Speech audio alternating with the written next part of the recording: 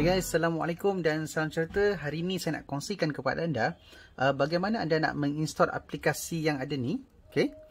Sketches School, Pages, Keynote, iMovie, okay? Dan sebagainya pada iPad lama anda. Okay, yang ini contohnya iPad i3 saya.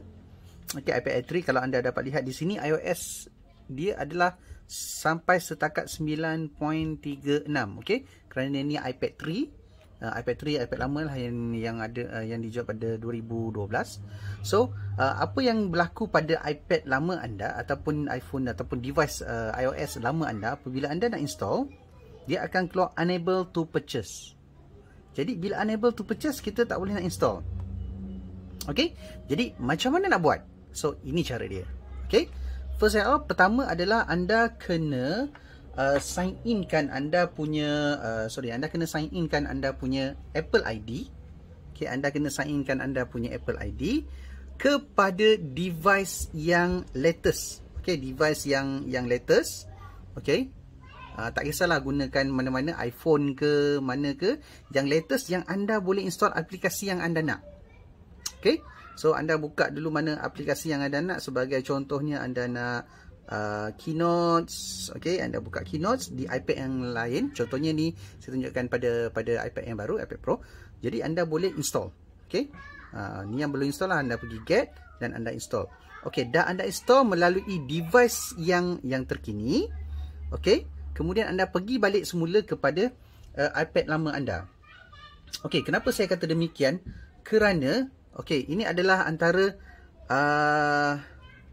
device yang support iOS 14. Okay, so maknanya bawah daripada iPad Air 2 ataupun iPad Gen 5 ke bawah, so dia dah obsolete lah, maknanya dia dah out to date.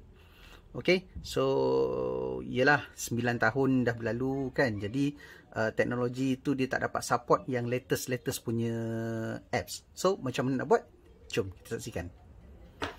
Okay, pertama sekali adalah anda kena install dulu, macam saya katakan tadi, install pada menggunakan device yang lain, tumpang dulu menggunakan device yang lain, sign in ID anda, kemudian pergi dekat iPad lama yang anda ada, kemudian anda sign in dengan ID yang latest, ID yang samalah, okay. Sebab dia interface dia sedikit beza. So install, sign in balik pada ID yang sama yang tadi saya dah install pada iPad yang latest. Okay, so kemudian anda pergi kepada App Store. Masa ni anda pergi kepada App Store. Bila once anda pergi ke App Store, anda jangan pergi terus search device tu. Okay, anda kena pergi di sini. Sorry, anda kena pergi di bawah ni. Ni purchase. Ni pergi dekat purchase ni. So ini adalah aplikasi yang anda dah install, dah pernah guna, dah pernah install, sama ada pada device anda yang baru ataupun yang lama menggunakan ID yang sama. Okay, so sebagai contoh kat sini saya akan scroll, saya akan cari balik apps yang saya nak guna.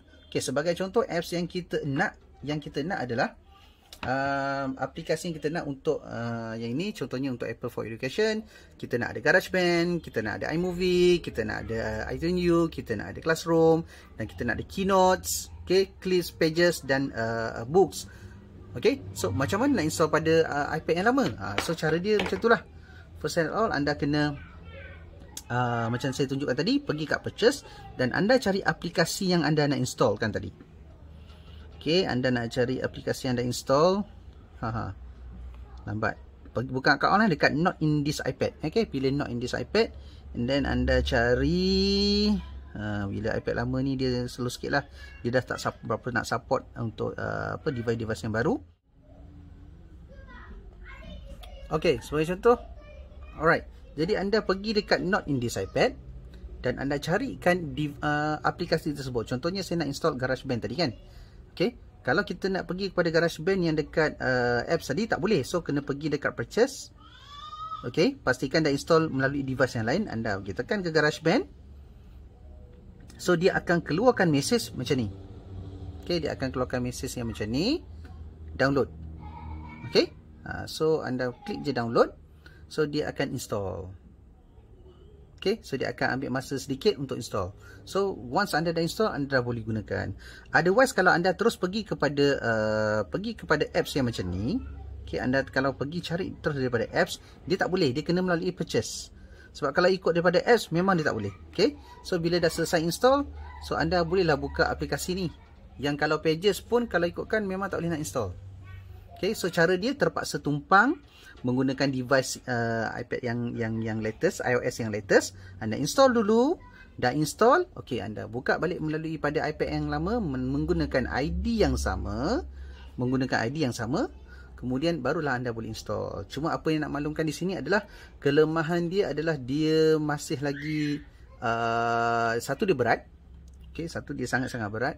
Kemudian interface dia sedikit berbezalah dengan yang latest punya iOS 14. Right?